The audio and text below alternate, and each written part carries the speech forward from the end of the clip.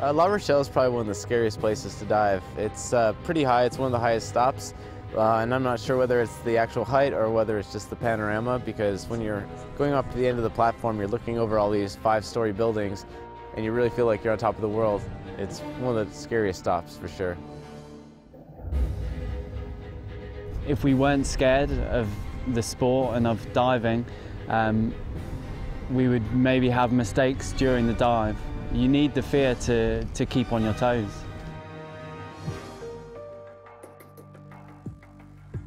Okay, 5 minutes, 10 minutes before I come to platform, I'm think too much about dive. I close my eyes, and fly, yeah?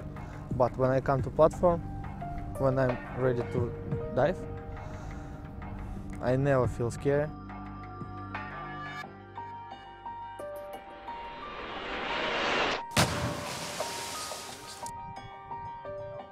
Making that first step just to get up there is really hard, and then you kind of get a little bit of a calm, and then the last 30 seconds before you do your dive, the intensity kind of builds up again, and then that's when you have to just sort of block out the fear and just focus only on the dive.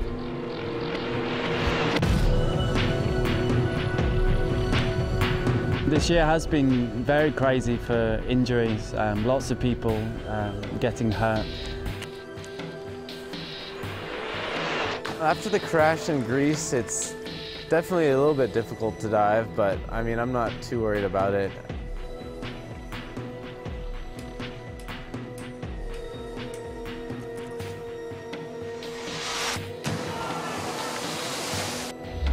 I try to keep out of my mind the crash of Hassan, and I'm just concentrate, and I'm thinking about nothing, just concentrate on each dive.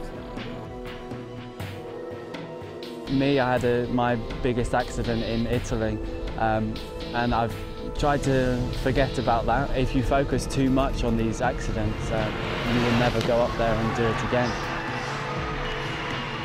I find myself always back in the athlete's lounge, and I'm like, oh no, I'm not feeling like diving now, but then I think, okay, you have to be confident, you have to go, and then I push myself up the platform, and I go, and it's like pretty much like to get tough and to harder to focus better.